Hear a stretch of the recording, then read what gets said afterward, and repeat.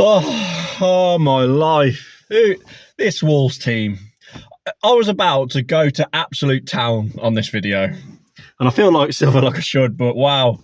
CUNHA, last minute. Right, I quit drinking a month ago. It's a month today since I had my last drink. And Wolves is the only reason why I'm going to go back to the drink. I was ready to pop the whiskey back out and everything after that Ferguson goal, but the character shown, you've got to give credit. The character shown to score 2 late goals and somehow get a point in that game. I never saw it coming. Half the away end had gone home. CUNHA had a really bad game, but then he gets the equaliser in dramatic fashion. But let's go back to the beginning, because there's a lot to dissect from that. And apart from them last few minutes, it's not very good from a Wolves point of view. We set up with the back 5 again. Tommy Doyle coming for Andre, that was the only change. No Johnston at all, so Sarr kept his place deservedly after the Man City performance. And the first 10 minutes, it was going to plan. We were sitting back, letting Brighton have the ball, and the plan was to hit him on the break. And we had that really good chance. Aït-Nouri put it down the line to CUNHA. He gets into the box, cuts it back to Tommy Doyle, and he's got to score. He's got to score. He skies it over the bar from 10 yards out.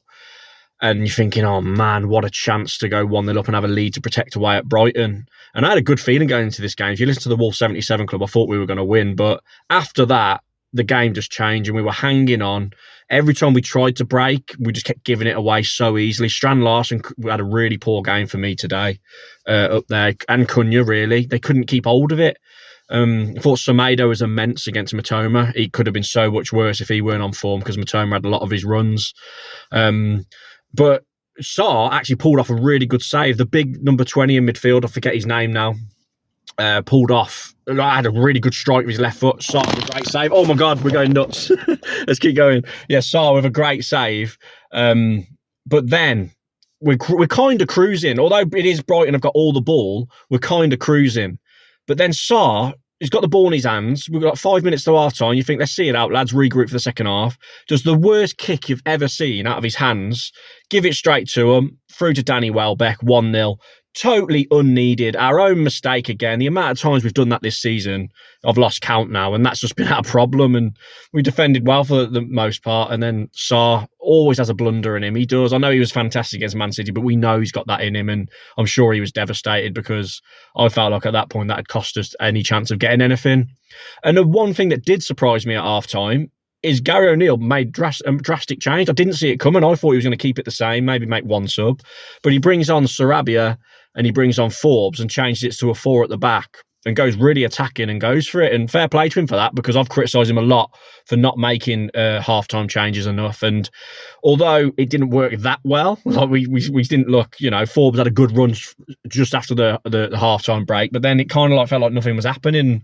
We were trying. It didn't feel like much was going on. Like nothing was we weren't creating clear-cut chances or anything. And then we're kind of just plugging away, and towards the end, they bring Ferguson on for Welbeck. And Forbes, just a good tackle by Dawson.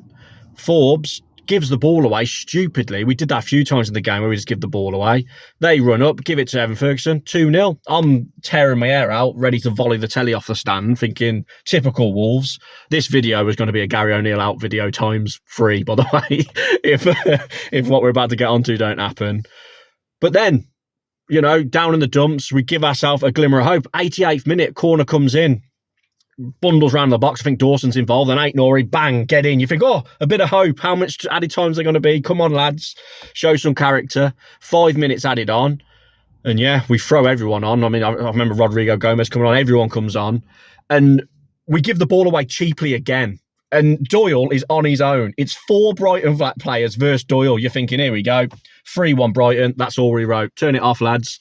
But Doyle somehow intercepts the pass. Poor from Brighton, really, but class from Tommy Doyle. He then whips a brilliant ball down the CUNHA. He's got about 5 options to pass to. Hesitates, hits it, takes a wicked deflection, which we deserve a bit of luck, barring in. And the away end, the few that were left, half the away end had gone home. My mate Jack, who went off the podcast, if you listen, he was already at the train station. He'd already left, so he missed it, but the away end scenes were brilliant, and that took a lot of pressure off O'Neill, because it was a poor performance today up until the end for me. Still not good enough, but the character shown is the only positive to come out. Because, I mean, Brighton were going to go fourth if they won, and we've managed to get a really good draw away there. And then there's a dilemma now. What do we do next game? How's he going to set up? Because it was all over the shop. But so happy for Tommy Doyle, because he missed that sitter, didn't he?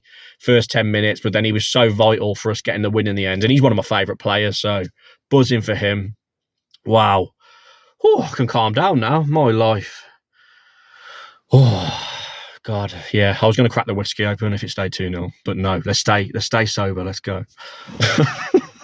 Anyway, please like and subscribe if you're new. Thank you for 6,000 subscribers. I hit that last week. Comment your thoughts down below as always. Really appreciate the support, and let's hope that can be a turning point and we can actually get a few wins in the next few fixtures. I know we've got Palace, Southampton, Everton. We've got to start picking up wins.